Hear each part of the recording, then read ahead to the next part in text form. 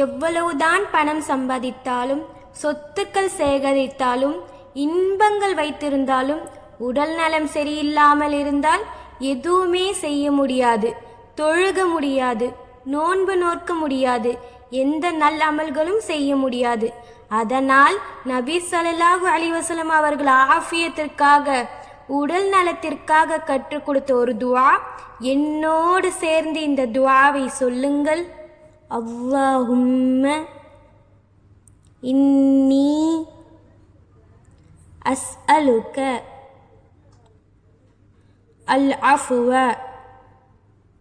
வல் ஆஃபியத ஃபித் துன்யா வல் ஆஹிரா.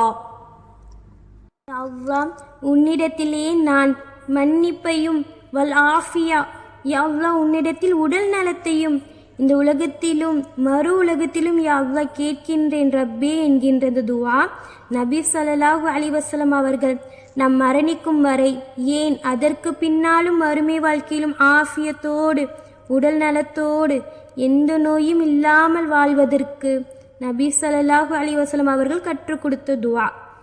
நாமும் இதை ஓதுவோம்.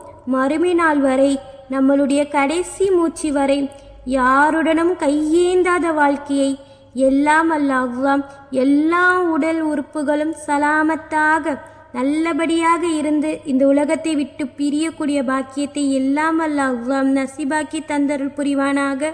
அஸ்ஸலாமு அலைக்கும் வரஹ்மத்துல்லாஹி வபரகாத்துஹு.